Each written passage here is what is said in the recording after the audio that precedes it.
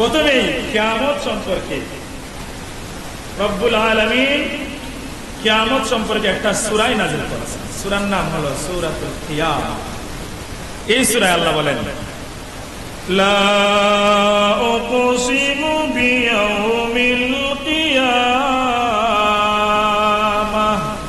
আল্লাহ বলেন, আল্লাহ নিজের কসম করতেছেন।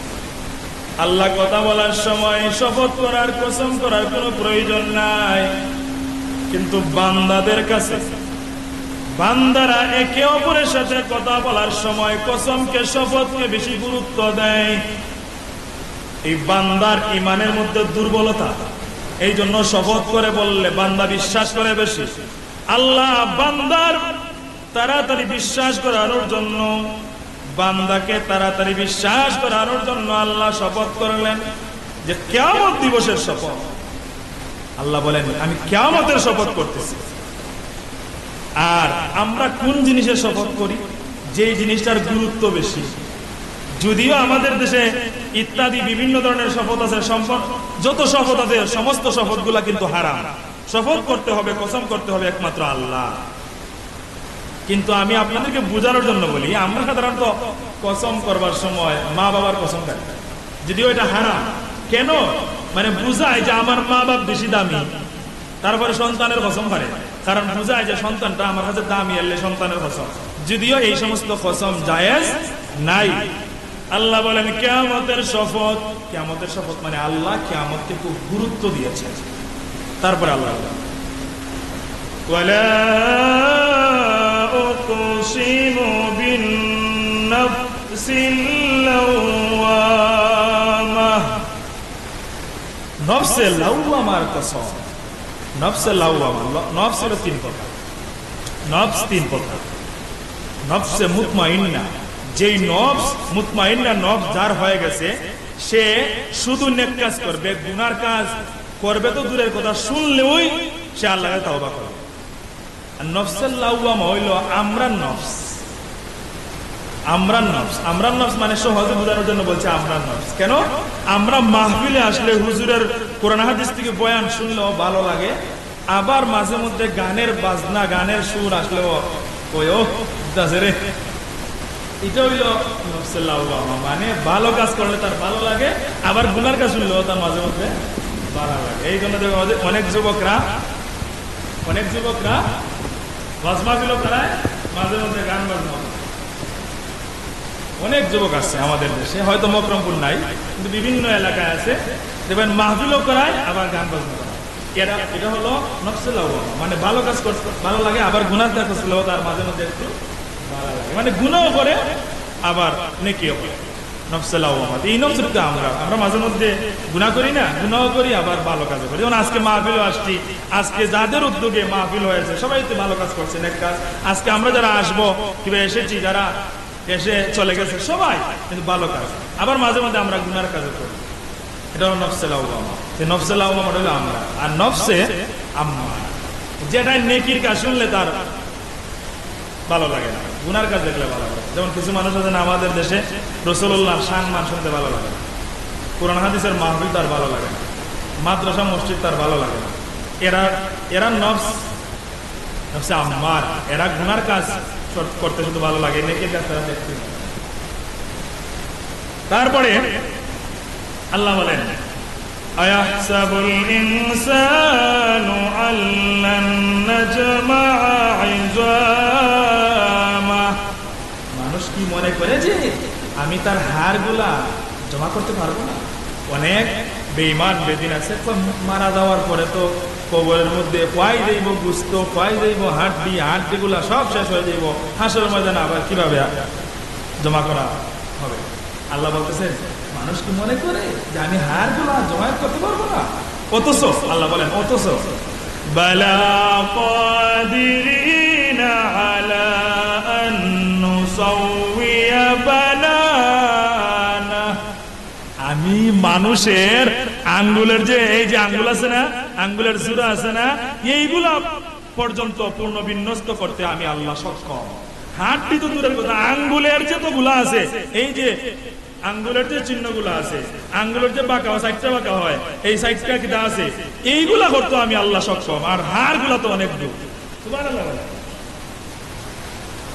তারপরে এভাবে সূরা কিয়ামার মধ্যে ধারাবাহিক আল্লাহ কিয়ামতের বর্ণনা দিয়েছেন। আমি যদিও আজকে এক সূরা থেকে দিব না, এই জন্য সংক্ষিপ্ত, আমার সময়ের দিকে লক্ষ্য করে বলতে হবে। তারপরে আমি যাই সূরা ওয়াকিয়ায়। সূরা ওয়াকিয়া আল্লাহ বলেন, ইযা ওয়াকাআতিল ওয়াকিআ, যখন কিয়ামত সংঘটিত হয়ে যাবে, যখন কিয়ামত সংঘটিত হয়ে যাবে। লাইসা লিওয়াকাআতিহা কাযিবা, তখন আর কিয়ামতকে অস্বীকারী কেউ থাকবে না। এখানে দুইটা ব্যাখ্যা আছে। একটা হলো যারা সত্যিকার অর্থে কিয়ামতকে অস্বীকার করে, যারা কাফের। আরেক ব্যাখ্যা হলো আমরা যারা কিয়ামতকে বিশ্বাস করি কিন্তু কিয়ামতের ময়দানে আল্লাহর কাছে জবাবদিহি করতে হবে, এটা ভুলে যায়। প্রথমে সাউন্ডটা ভালো ছিল, প্রথমে শুরু করছিলাম এই সময় সাউন্ডটা ভালো ছিল। আমরা অনেকে আছি কিয়ামতকে বিশ্বাস করি, স্বীকার করি, কিন্তু কিয়ামতের ময়দানে যে আমরা আল্লাহর কাছে দুনিয়ার সব কিছুর জন্য জবাবদিহি করতে হবে, এটা ভুলে যাই। এটার ব্যাখ্যা হলো যখন কিয়ামত সংঘটিত হয়ে যাবে, যারা কিয়ামতকে একবারই বিশ্বাস করতো না তারাও বুঝে ফেলবে, আর আমরা যারা জবাবদিহিতা ভুলে যাই আমরাও দেখে আর জবাবদিহির কথা বলবো না, কিন্তু তখন তো আর উপায় থাকবে না। আল্লাহ বলতেছেন,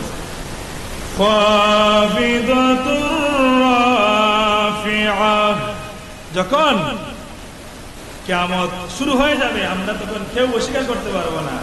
ওই দিন কেউর সম্মান বাড়বে আর কেউর সম্মান কমবে। কিয়ামতের ময়দানে দেখেন না, যদি কোনো ঝগড়া লাগে বিচারের দিন, কেউ এই দিন সম্মানিত হয়, কেউ অপমানিত হয়, কেউ কেউর কাছে মানুষের মাফ চায় আর কেউ আবার জুতার গলা মালা দেয়, ঠিক কিনা? হাসরের ময়দানে শেষ। আল্লাহ বলতেছে, তারপর আল্লাহ বলেন, ইযা রুজ্জাতিল আরদু রাজ্জা, সেই দিন জমিন কম্পিত হবে প্রবল কম্পনে। ওয়া বুসাতিল জিবালু বাসসা, পর্বতমালা চূর্ণ বিচূর্ণ হয়ে পড়বে। ফাকানাত হাবাআম মুনবাসসা, বিক্ষিপ্ত ধূলিকণায় পরিণত হবে। তারপর আল্লাহ বলেন, ওয়া কুনতুম আজওয়াজান সালাসা, কিয়ামতের দিন মানুষগুলা তিনটা দলে বিভক্ত হয়ে যাবে, তিন দলে বিভক্ত হয়ে পড়বে।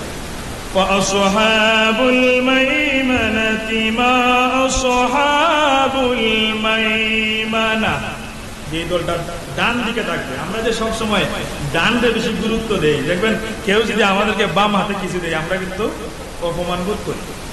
ডান হাতের সম্মান আছে, ডান দিকে সম্মান আছে, এই জন্য ভাত খাওয়ার সময় ডান হাত সুন্নত। আর প্রস্রাব পায়খানার পরে পানি লওয়া কোন হাত দিচ্ছেন?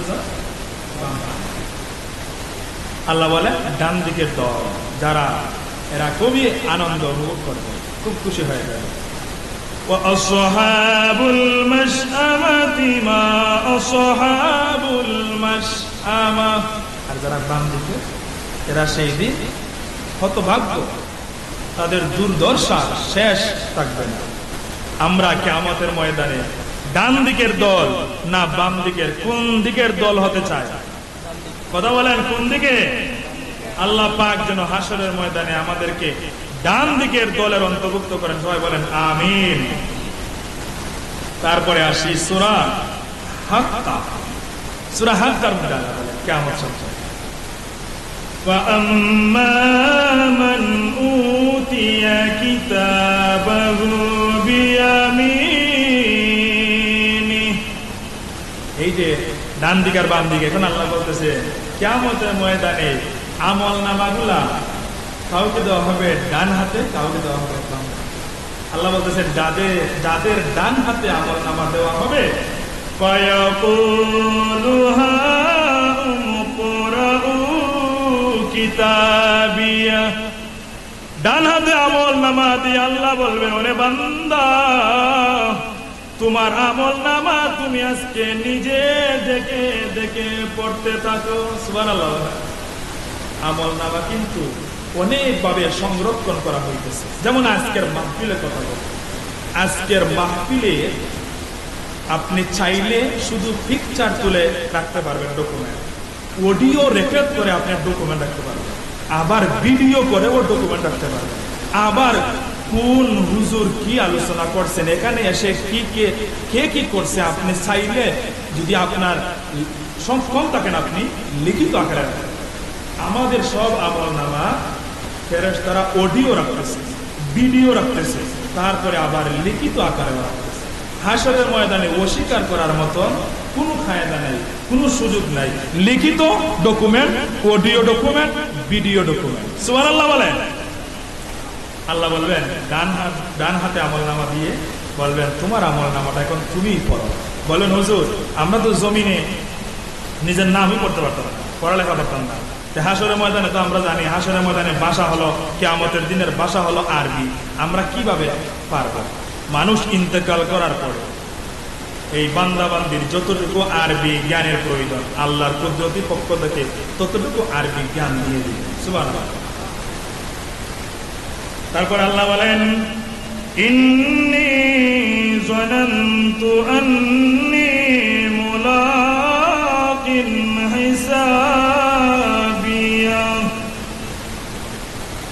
তখন এই ব্যক্তি বলবে আমি কি জানতাম, আমি তো ওই যে আমরা আমাদের মতো আমরা তো বিশ্বাস করি হাসরের ময়দানে সব কিছু, কিন্তু গুনাহ করার সময় ভুলে যায় যে হাসরের ময়দানে যে আমাদের সামনে আমার নামটা বলা হয়।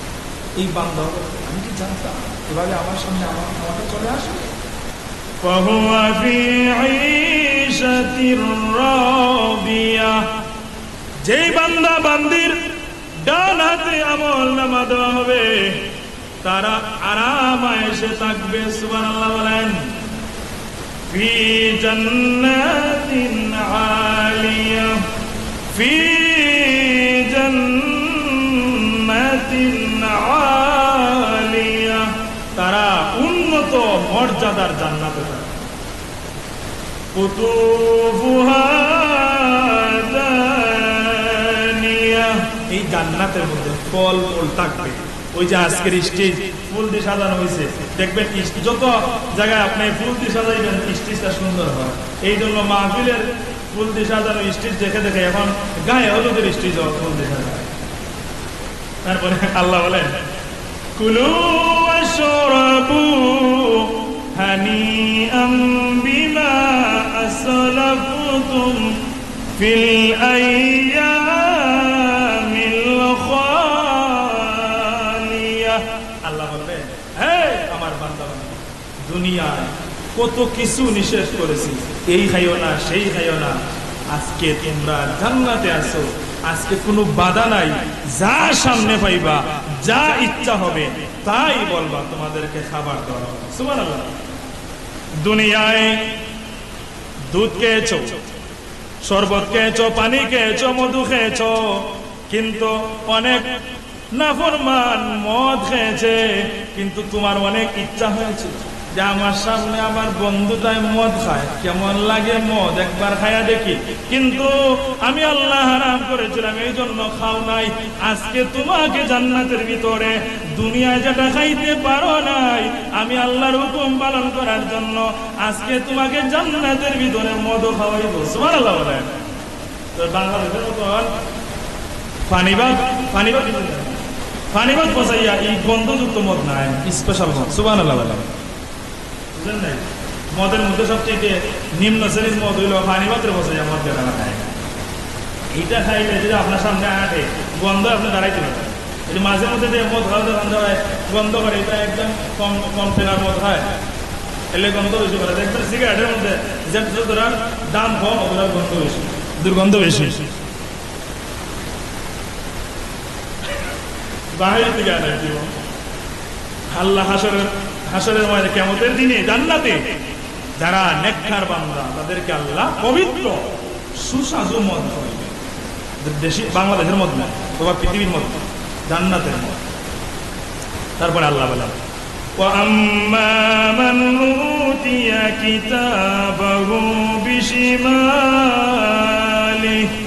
فيقول يا ليتني لم أوت كتابيه আল্লাহ কিছু বান্দা বান্দীদেরকে বাম হাতে আর বলবেন তোর আমল নামা তুই পড়। পৃথিবীতে কি করেছিল আজকে তোর আমল নামা তুই পড়। ওয়ালাম আদরি মা হিসাবিয়া, সে আফসোস করে বলবে আমি কি জানতাম আজকে আমার সবকিছু আমি নিজে পড়তে হবে। মনে করেন কেউ যদি খারাপ কাজ করে, যে কোনো খারাপ কাজ করে, আর আপনি যদি এটা গোপনে ভিডিও করেন, তারপর যদি তারা একসময় বলেন এ ভাই তোর ভিডিওটা দেখছেন, হিসাব কিন্তু যেটার সাথে সাথে সে খুব অপমানিত লজ্জিত হবে, যদিও সেটা সে করছে কিন্তু দেখবেন। দেখছেন না মাঝে মধ্যে এমপি মন্ত্রীদের গোপন ভিডিও ভাইরাল হয়, এমপিগিরি যায়, মন্ত্রিত্ব যায়, এমনকি জনগণের বাদামও খাওয়া লাগে, অথচ সে এটা করছে। কিন্তু যখন প্রকাশ হয়ে যায় তখন অপমানিত, লাঞ্ছিত, অপদস্থ হওয়া লাগে। হাসরের ময়দানে যাদের বাম হাতে আমলনামা দেওয়া হবে, তারা যখন নিজেরটা নিজে পড়বে, তখন তারা নিজেরাই লাঞ্ছিত হবে, নিজের কাছে অপমানিত হবে, লজ্জাবোধ করে। আল্লাহ বলে তখন ইয়া লাইতাহা কানাতিল কাদিয়া, আমি তো দুনিয়ায় মরছিলাম, ওই মরাটাও যদি শেষ হয়ে যেত আর যদি কিছু থাকতো, মানে ওই যে কিয়ামতের ময়দানে অপমানিত হচ্ছে, এই জন্য বলবে। যেমন অনেকে দেখবেন দুনিয়ায় খারাপ কাজ করার পরে বিচারের যে সমস্যার সম্মুখীন হয়, মানুষের বিভিন্ন জনে বিভিন্নতা হয়, কয় রে এই বীর্য দেওয়ার আগে যদি মরিচ দাম কি ভালো আছে। হাসরের ময়দানে বলবে বাম হাতে যাদের আমলনামা দেওয়া তারা বলবে আই রে আমি তো দুনিয়াতে মারা গেছিলাম, যদি এই মারাটাও শেষ হইতো তাহলে আজকে তো আর কিয়ামতের ময়দানে সকলের সামনে অপমানিত লাঞ্ছিত হওয়া লাগতো না।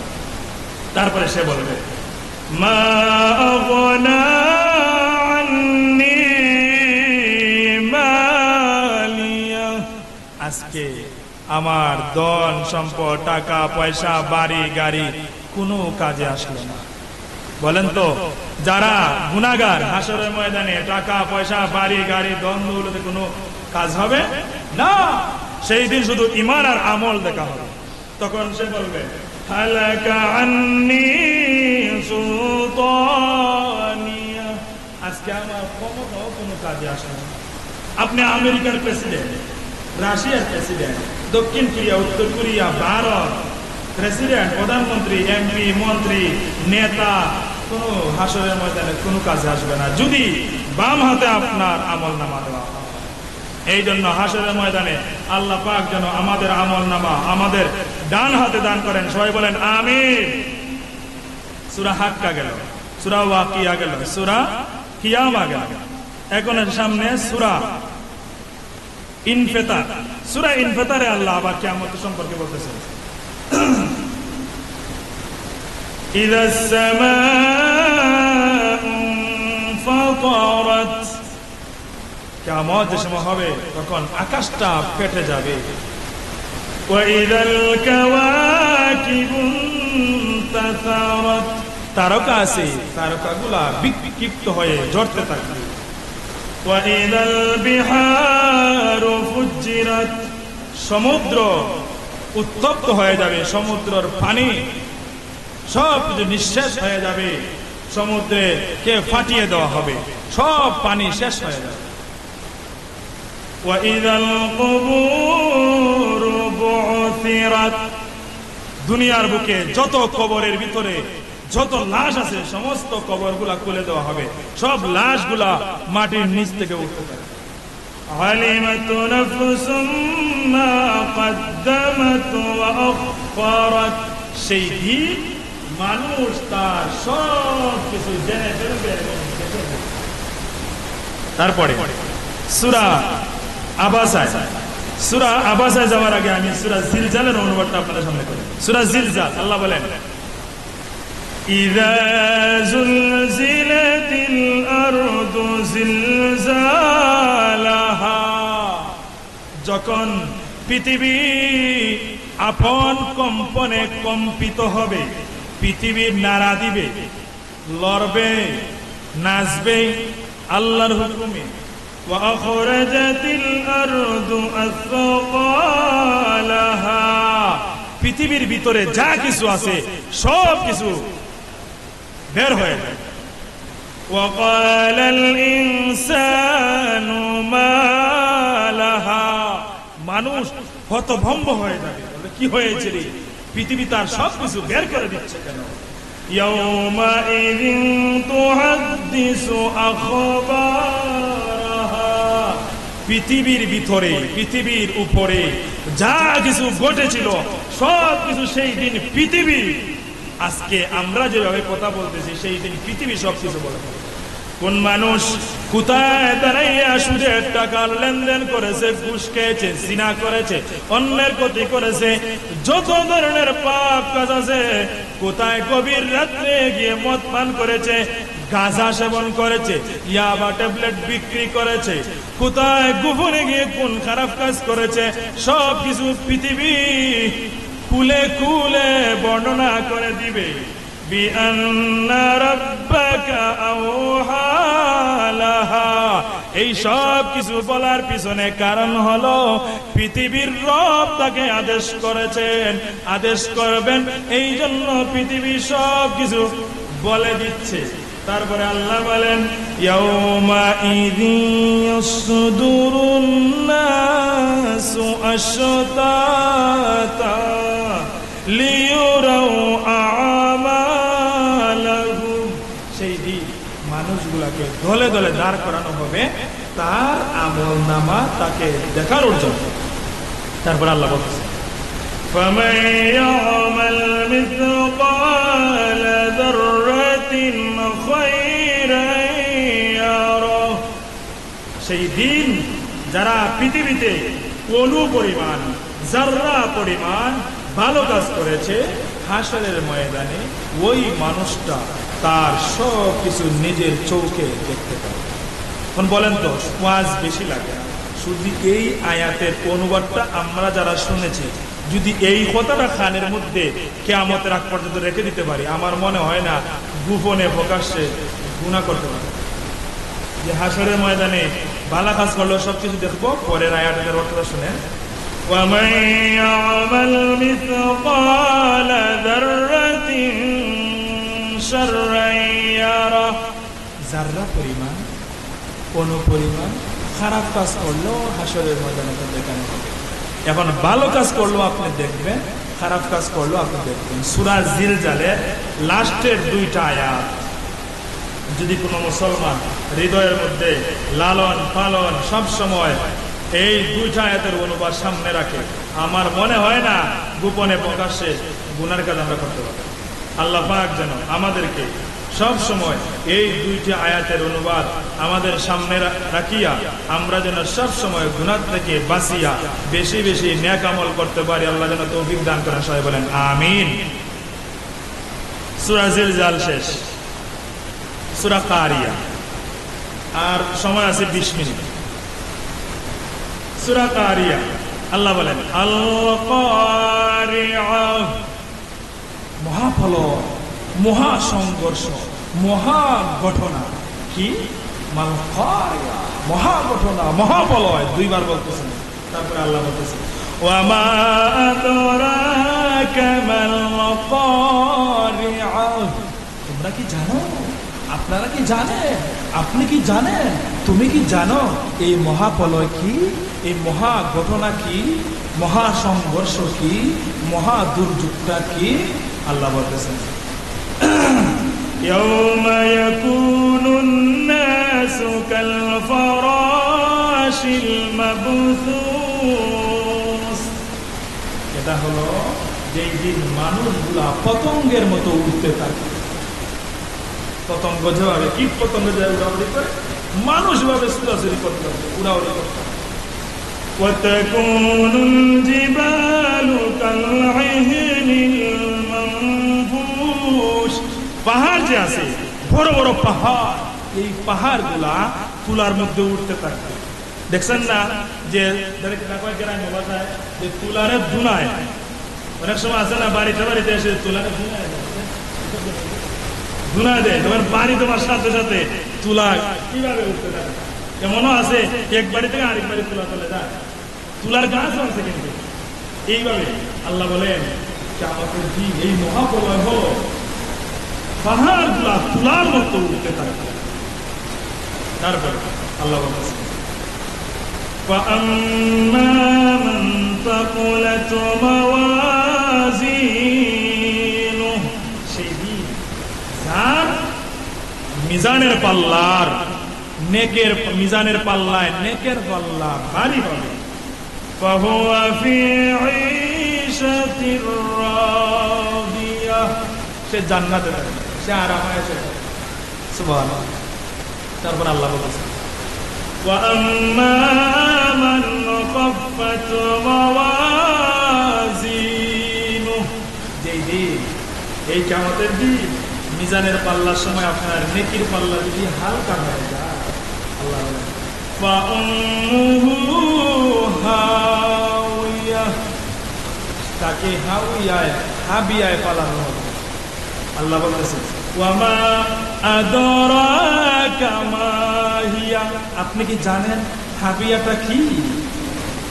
নারুন হামিয়া, হাবিয়া হলো উত্তপ্ত আগুন, জাহান্নামের আগুন। এর মানে এই সূরার লাস্টের মূল ব্যাখ্যা হলো যদি আপনার নেকির পাল্লা ভারী হয়, কিয়ামতের দিন মুসিবতের দিন যদি আপনার নেকির পাল্লাটা ভারী হয়, তাহলে আপনি থাকবেন, আমি থাকবো আরামায়েশে জান্নাতে। আর যদি গুনার পাল্লাটা ভারী হয়ে যায়, নেকির পাল্লাটা হালকা হয়ে যায়, তাহলে থাকবো হাবিয়া নামক জাহান্নামে। হাবিয়া হলো নারুন হামিয়া, উত্তপ্ত আগুন। অর্থাৎ যদি নেকির পাল্লা হালকা হয়, থাকতে হবে উত্তপ্ত জাহান্নামের অগ্নির মধ্যে, আগুনের মধ্যে। সুতরাং হাসরের ময়দানে আমাদের নেকির পাল্লা ভারী হওয়ার দরকার, ঠিক কিনা বলে? মানে হাসরের ময়দানে নেকির পাল্লা কি এমনি ভারী হয়ে দিব না, দুনিয়ায় ভালো আমল করা লাগবে। আপনি বলবেন বৈশাখ মাসে উগার পরে যদি দান রাখি, সারা বছর আরামায়েশে আনন্দ সহকারে খাইতে পারবো, মেহমান আইলেও চিন্তা নাই। তখন পুষ মাস আর পুষ মাঘ মাস আর ক্ষেত্র আর দোকান নাই, খালি মুখ দিয়ে বললেই হলো যে বৈশাখ মাস উগার পরে দান রাখবো, সারা বছর আরামায়েশে খাইবো, চিন্তা নাই। কিন্তু পুষ মাঘ মাস ক্ষেত্র হইব না, হইব না। পুষ মাস আগে ক্ষেত রোয়া লাগবো, কষ্ট করে খরচ করা লাগবো, তারপরে আল্লাহর উপরে ভরসা করে বলতে হবে আল্লাহ যদি দান দেন উগার পরে রাখবো, সারা বছর খাইব। ঠিক তেমনি ভাবে হাসরের ময়দানে আমরা যদি চাই আমাদের নেকির পাল্লাটা ভারী হোক, আমরা জান্নাতবাসী হই, তাহলে জমিনেও আমল করা হবে। মরার পরে আমল করার কোনো সুযোগ নাই।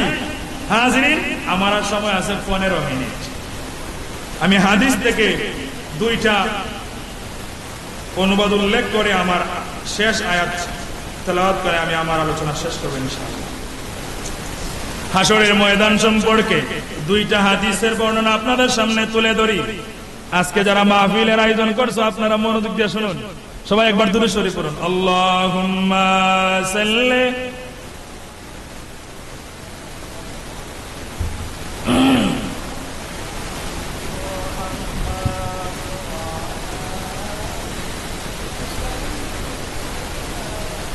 মাওলানা। হাসরের ময়দানে, কিয়ামতের দিন, মুসিবতের দিন, দুনিয়ার যত মানুষ আমরা আছি, কেউ গুনাহগার, কেউ নেককার, সবাই কিন্তু 3টা সুরতে দাঁড়াতে হবে। হাসরের ময়দানে আমরা 3টা সুরতে দাঁড়াবো। আম্মা জান আয়েশা সিদ্দিকা রাদিয়াল্লাহু তাআলা আনহা থেকে বর্ণিত হাদিস, আল্লাহ রাসূল বলেন, আয়েশা সিদ্দিকা বলেন আমি রাসূলুল্লাহর জবান মুবারক থেকে শুনেছি, আল্লাহ রাসূল বলেছেন হাসরের ময়দানে মানুষগুলা বনি আদমরা 3টা সুরতে দাঁড়াবে। কাপড়বিহীন, কাপড়বিহীন মানে শরীরে কোনো কাপড় থাকবে না, উলঙ্গ অবস্থায়। খতনাবিহীন, খতনা মানে আপনারা না বুঝলে বুঝবেন না, আমরা কই না সুন্নাত করানো, সেটা খতনা হয়, হাদিস শরীফের কথায় খতনা। কাপড়বিহীন, উলঙ্গ অবস্থায়, খতনাবিহীন আর জুতাবিহীন। 3টা সুরতে দাঁড়াতে হবে। কাপড় থাকবে না, খতনা করা থাকবে না, আর পায়ের মধ্যে জুতা থাকবে না। জুতা কেন থাকবে না? জুতা না রাখিয়া এই মুহূর্তে বলি, এই মুহূর্তে আপনি মকরমপুর শাহী ঈদগাহে যান, যদি জানাজার নামাজ হয়, আপনি যদি এই মুহূর্তে এখন 12:47 বাজে আজকে, এখন যদি আপনি মকরমপুর শাহী ঈদগাহে যান জানাজার মাঠে অথবা এমনিতেই, জুতা ছাড়া আপনি দাঁড়াতে পারবেন? টেস্ট করছেন না? এখন আমি নিজে টেস্ট করছি, মকরমপুর ঈদগাহে আরো বিভিন্ন জায়গায়, কিংবা রাস্তায় যান, ফাঁকা রাস্তায় যান, এই প্রচন্ড রৌদ্রের কারণে এত গরম, জুতা ছাড়া দাঁড়ানো যায় না। অথচ সূর্য অনেক উপরে। হাসরের ময়দানে কয়েকটা বর্ণনা আছে, কোন কোন বর্ণনায় 2 আঙ্গুল, কোন কোন বর্ণনায় 8 আঙ্গুল, কোন কোন বর্ণনায় 8 হাত, কোন কোন বর্ণনায় 1.5 হাত, কোন কোন বর্ণনায় 2 হাত। বেশিরভাগ বর্ণনায় 1 হাত উপরে সূর্য থাকবে, আর জমিনটা ঈদগার মতন ফাঁকা না, তামার থাকবে, তামা তামা। টিনের ঘরের চালের মধ্যে যেইভাবে ঈদগার থেকে বেশি গরম, এই টিনের চাইতে তামা কিন্তু আরো বেশি গরম হয়। ওই তামার মধ্যে মাত্র 1 হাত উপরে সূর্য থাকবে, তামাটা উত্তপ্ত হবে।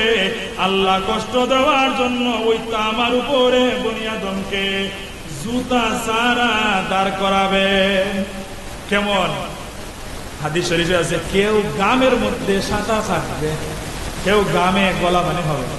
এই জন্য হাসরের ময়দানে সময় নাই, নতুবা আরেকটা হাদিস বলতাম, হাসরের ময়দানে 7 শ্রেণীর মানুষকে আল্লাহর আরশের নিচে জায়গা দিবেন। যারা আল্লাহর আরশের নিচে জায়গা পাবে তারা শুধু শান্তিতে থাকবে।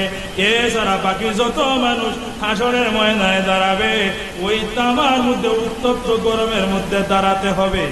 আল্লাহ রাসূল বলেন, ও আয়েশা, হাসরের ময়দানে মানুষগুলা 3টা সুরতে দাঁড়াবে, কাপড়বিহীন, খতনাবিহীন, জুতাবিহীন। আয়েশা সিদ্দিকা বলেন, ইয়া রাসূলুল্লাহ, নবীজি গো, ও মায়ার নবী, দয়ার নবী, মানুষ যে কাপড়বিহীন উলঙ্গ অবস্থায় দাঁড়াবে, মানুষগুলা কি লজ্জাবোধ করবে না, শরম বোধ করবে না? আল্লাহ রাসূল বলেন, আয়েশা রে, হাসরের ময়দানটা এমন একটা ময়দান, একজন আরেকজনের দিকে তাকালে লজ্জাবোধ করার কথা, কিন্তু হাসরের ময়দানে একজন আরেকজনের দিকে তাকাবে তো দূরের কথা, তাকানোর কল্পনাই করতে পারবে না। অর্থাৎ কেমন মুসিবত! মনে করেন আপনাদের নিজের ভাষায়, গ্রাম্য ভাষায় উদাহরণ দিই, মনে করেন যদি আপনি ঝগড়ায় যান, আর সামন থেকে যদি আপনার দিকে গা আসে, গা বলে যদি সামন থেকে গুলি আসে অথবা গা আসে, পিছন দিকে কি হচ্ছে, কি এই সময় কি চিন্তার বিষয়, কোনো খাবার বিষয়? কারণ সাইড হচ্ছে সামন দিকে গায়ে। হাসরের ময়দানে নিজের জন্য এমন পেরেশান, এমন অবস্থা হবে, আর একদম উলঙ্গ না কাপড় অবস্থা, এটা দেখা না। হাসরের ময়দানে আল্লাহ রাসূল আরেকটা হাদিস বলে, আল্লাহ রাসূল বলে, কিয়ামতের দিন, মুসিবতের দিনে আল্লাহ সর্বপ্রথম একটা প্রশ্ন করবেন মানুষদেরকে, বনি আদমদেরকে, বলবেন, ওরে আমার বান্দা, ওরে আমার বান্দি, তুমি নামাজ পড়েছো কি না?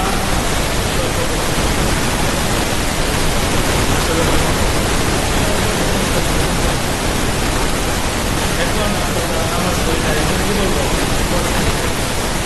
বলেন? সেই দিন ইচ্ছা করে দুনিয়ায় চাইলে মিথ্যা কথা বলা যায়, হাসরের চাইলে মিথ্যা কথা বলতে পারবেন না, সম্ভব, অটোমেটিকলি সত্য কথা বলা। তখন সেই সময় বলবেন না দুনিয়ায়, তারপরে আরো 5টা প্রশ্ন, এই 5টা প্রশ্ন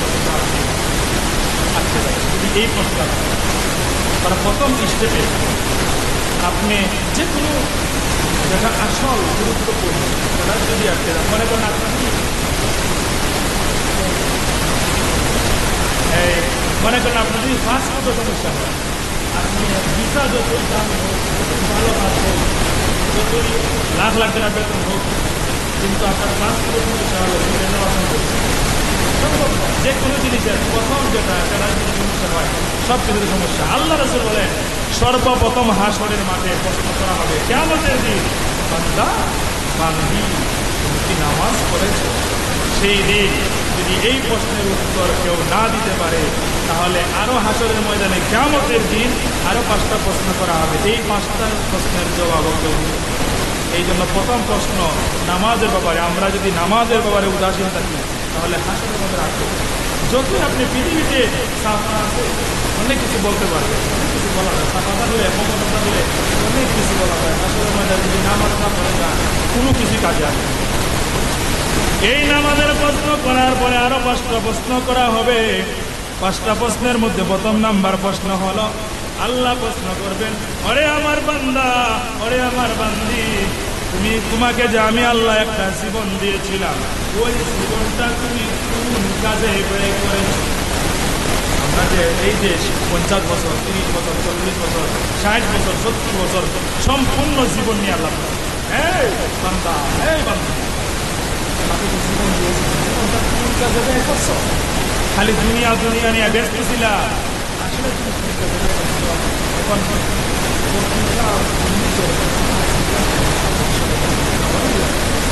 তারপরে আমার বান্দা, পরে আমার বান্দি, আসলে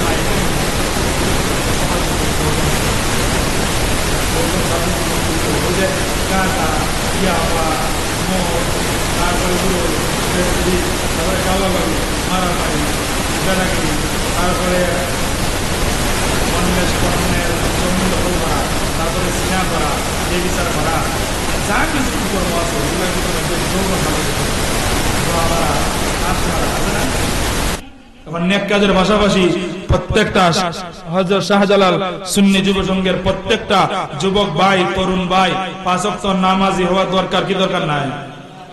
এই জন্য আমি অনুরোধ করবো, আপনারা যারা আজকের আয়োজন করছেন মাহফিলের, আপনাদেরকে অনুরোধ করবো, আমি তো আপনাদের সবাইকে চিনি না, আপনারা 5 ওয়াক্ত নামাজ আজকের থেকে অন্তত, আর যদি অতীতে ভুল করতে পারেন, মানুষ হিসাবে ভুল করতেই পারেন, এটা অসুবিধা নাই, তওবা করেন। আজকের মাহফিলে ভালো ভালো আলেম আসবেন, ওয়াজ করবেন, আপনারা তওবা করেন আজকের মাহফিলও।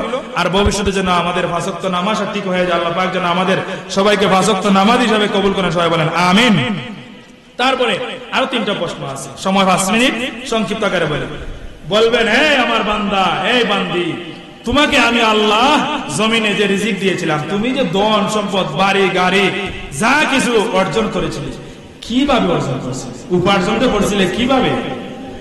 ভিসা বাটপারি হইরা না আসলে খাস হইরা? বিদেশ গিয়ে কেউ কিন্তু খাস হইরা টেকা দলা করে, আর কেউ ভিসা বাটপারি শুরু করে। আপনাদের এলাকায় মনে হয় ভিসা বাটপারি নাই, কিন্তু বিভিন্ন এলাকায় ভিসা বাটপারি আছে। ভিসা বাটপারি ভিসা আপনারা বলছে দোকানের কাজ, এখন গিয়া দেখো উঠ রাখা। আপনি দোকানের ভিসা দিকা মনে করছেন আরামে থাকুন, এসিলিতে থাকুন, টেকা দিয়েছেন 4 লাখ, এখন বাহিরে গিয়ে দেখা যায় দিয়ে উঠ রাখা দিচ্ছে। এভাবে ঘটনা করছে, আমরা সাথের মানুষ দিছে তারে দোকানের ভিসা গিয়া দেখে উঠ রাখা, তে ওই তাল গাছ নিয়ে নাকি দেখো খেজুর গাছ বাবা, এখন এ বেটা হুজুর মানুষ, খেজুর গাছ বাইতে গেলা, উঠ রাখতে গেলা, বেটা 2-3 মাস পরে 4-5 লাখ টাকা লস খাই দেশ হয়েছে। এই যে ভিসা বাট করে, এই হাসরের ময়দানে জবাব দেওয়া লাগবে কি লাগবে না? যে বিদেশ গিয়া নিজের রক্ত পানি করে টাকা উপার্জন করছ, না ভিসা বাট করে করছ, না একামা লাগাইতে লাগে 30,000 কইছ 1.5 লাখ, কোনটা করছ খাওয়া আজকে? ঠিক না? ঠিক বলেন, সব হিসাব দিতে হবে। তারপরে শুধু তাই না, অনেকে আছে, এখন বলবেন তো যারা হালাল উপার্জন করছে, পরিশ্রম করে উপার্জন করছে, এরা তো দিলে দিতে পারবে উত্তর, আলহামদুলিল্লাহ দিতে পারবো, কিন্তু পরের প্রশ্ন এরাও আটকে ছিল। পরের প্রশ্ন আল্লাহ এই সম্পদটা কোন খাতে ব্যয় করছ? অনেক মানুষ আছে ইনকাম করে হালাল, ব্যয় করার সময় আবার মাঝে মধ্যে হারামও ব্যয় করে দেয়, ঠিক না বেড়ে? অনেকে আছে হারাম ইনকাম করে কিন্তু হালালও দেয়, যদিও লাভ নাই। অনেকে আছে হালাল কষ্ট করে উপার্জন করে কিন্তু দেওয়ার সময় হারামও দিলায়। মনে করেন কষ্ট করে রুজি করছে, এখন বোন বিয়া দেওয়ার সময় যৌতুক দিলায়, মোটরসাইকেল দিলায়, আছে না নাই? বলে যৌতুক দিলায়, যৌতুক হালাল না হারাম? কথা বলেন, হালাল না হারাম? রুজি করছে, কষ্ট করে পরিশ্রম করে, মাথার গাম পায়ে ফেলে, এখন দেওয়ার সময় হারাম দিতেছে। এই জন্য হাসরের মধ্যে আল্লাহ হালাল ইনকাম করছো, প্রশ্নের উত্তর, পরের প্রশ্নের উত্তর দে, এই হালাল টাকাটা ব্যয় হতো কোন খাতে? কোন দিকে যাই? এই জন্য হিসাব করে চলতে হবে। তারপরে শেষ প্রশ্ন, তুমি যে ইলিম অর্জন করেছিলা, ইলিম অনুযায়ী আমল করছো কতটুকু? এর জবাব দাও। এই জন্য যত আপনি জানবেন তত আপনি মানতে হবে, যত বলবেন তত মানতে হবে। আপনি তাহাজ্জুদ পড়েন না, তাহাজ্জুদের খালি মানুষদেরকে তাহাজ্জুদ পড়েন, পড়তে পারবেন কিন্তু কাজ হবে না। আপনি আগে নিজে তাহাজ্জুদ পড়তে হবে। আল্লাহ বলবেন যতটুকু ইলম অর্জন করছো কতটুকু আমল করছো সে জবাব দাও। আমাদেরকেও ধরা হবে। আমাদের এই প্রশ্নের উত্তর কিন্তু আমরা বেশি আটকে দেব। আমরা এই 5টা প্রশ্ন, আমার সময় আর 2 মিনিট, আমি আর একটা আয়াত বলি। এখন বলবে ওই যে হাসরের ময়দান নামাজের ব্যাপারে প্রশ্ন, এরপরে আরো 5টা প্রশ্ন, এরপরে মুসিবত, যত ধরনের মুসিবত আছে এই সব মুসিবতের মধ্যে দুনিয়ায় কিন্তু অনেক সাহায্যকারী পাওয়া যায়, হাসরের ময়দানে আপনি কাউকে সাহায্যকারী পাবেন না। আল্লাহ নিজে বলতেছেন সূরা আবাসা, আল্লাহ বলতেছেন ফাইযা জাআতিস সাখা, কিয়ামত দিবসে যেই সময় আপনার মুসিবত আসবে, দুনিয়া যাবে অন্যায় ন্যায় করছেন, ফোন দিয়ে বাইরে লাঠি লই যায়, ভাইও হয় দৌড়ি বাটা আমার ভাই অন্যায় করে ন্যায় করো, আমার বাইরে মারি লিব, এ লাঠি লও, মাইকো জানায় দাও, লাঠি লও। হাসরের ময়দানে মুসিবত হইরা কইবো যাই দে, সাহায্য চাই, যাই বসে। আল্লাহ বলেন ইয়াউমা ইয়াফিরুল মারউ মিন আখিহি, দুনিয়ায় ন্যায় করছে অন্যায় করছে, ভাই চিন্তা করে নাই, বাজার থেকে ডাক দিলেই ভাই ভাইয়ের জন্য জীবন দিতে লাঠি নিয়ে আখান্দ করে দৌড় দিয়ে দেয়। হাসরের ময়দানে মুসিবতের দিনে বিপদ পড়ে ভাইয়ের কাছে যাবে, ভাই হলো খের তুই ভাই, দুনিয়া থেকে আমার কোনো ভাই আসে না। কি মনে করলেন কি ভিএমরে ভাইয়ের লাগি রে, অন্যায় হইলো ভাইয়ের বক্তব্যে লাঠি মারা শুরু করে দেয়, বেটা হাসরের ময়দানে ওই ভাই হইবা, দুনিয়া থেকে কোনো ভাই ছিল। চিন্তা কর হাসরের ময়দানে। তারপরে মা, ও মা তো ভাই আমারে গা দে, আমারে জ্বালাই না, আমার ছেলের বাসা, ওই মার কাছে যাইব, মা একটু সাহায্য করেন, আজকে তো অবস্থা খারাপ। আল্লাহ বলেন ওয়া উম্মিহি, মা কইবা আমি তো কোনো সন্তান পেটু নিছিলাম না। হাসরের ময়দানে মা কইব পেটু কোনো সন্তান নিছে না, তুই আইলো কি আমার পর। আল্লাহ বলেন ওয়া আবি, বাবার কাছে যাইব, বাবা কইবা আমি তো বিয়ে করছিলাম, হরম দেখি তুই আমার ছেলে হতে যাবে, আমি বিয়ে করছিলাম না বেটা। তারপরে স্ত্রী, মেয়ের সাথে এমন জ্বালা উঠছে, তাই না মা বাপ ভাই বোন আত্মীয় স্বজন ইজ্জত সম্মান নিজের ক্যারিয়ার সবকিছু ধ্বংস করে ফুরির লাগে, সবকিছু উজাড় করে দিতে বস্তু। বিদেশ দিয়া মা বাপ ভাই বোনের নামে অ্যাকাউন্ট করে না, মারি দেয়, যদি বোনের নামে অ্যাকাউন্ট করে সব মাল দেয়, কিছুদিন পরে বলে আরেক বেটার সাথে লইয়া এই মাল সব ঠিক না বেটি বলে। হাসরের ময়দানে আল্লাহ বলেন ওয়া সাহিবাতিহি, স্ত্রীর কাছে যাবে, স্ত্রী রে তোরে তো এত মায়া করছিলাম, মা বাপ ভাই বোন আত্মীয় স্বজন নিজের সম্মান ক্যারিয়ার টাকা পয়সা সব কিছু তোর লাগে ধ্বংস করছিলাম, আজকে একটু সাহায্য কর। দূর বেটা, দুনিয়াতে তো আমার বিয়েও হয়েছিল। কি মনে করলাম হাসরের মধ্যে স্ত্রী আপনারা তালাক দেব, তালাক। তারপরে সন্তান সন্ততি, সন্তানের লাগে তো সবাই কষ্ট করে, ওই সন্তানে হইব। আল্লাহ বলেন ওয়াবানি, সন্তানের কাছে সন্তানে হইব না, আপনি আমার মা বাপ নাই, বাপ গেলে বলবেন না আপনি আমার বাবা না, মা গেলে আপনি আমার মা নাই। তারপর আল্লাহ বলেন লিকুল্লি ইমরিইন মিনহুম ইয়াওমাইযিন শাআনুন ইউগনি, সবার কাছে যে সময় ব্যর্থ হয়ে তখন সে নিজের জন্য পেরেশান। এই দিশিয়ারা হাসরের ময়দানে এই তামার জমিনে উলঙ্গ অবস্থায় 50,000 বছর দাঁড়াবে, শেষ পর্যন্ত নিজের আমলনামা নিজে পড়ে পড়ে মিজানের পাল্লা, নেকের পাল্লা হালকা হবে, তারপরে জাহান্নামে চলে যাবে। আল্লাহ পাক যেন হাসরের ময়দানে যত মুসিবত আছে, যা কিছু আছে, সব কিছু থেকে আল্লাহ পাক যেন আমাদেরকে হেফাজত করেন, আল্লাহর আরশের নিচে যেন জায়গা দেন, বলেন আমিন। আমরা যেন হাসরের ময়দান আল্লাহর কাছে সঠিক জবাব দেওয়ার জন্য আমরা দুনিয়ায় যেন ঈমানের সাথে ভালো আমল করে যেতে পারি। আল্লাহ যেন আমাদেরকে কবুল করেন, আজকের মাহফিলকে কবুল করেন, সবাই বলেন আমিন।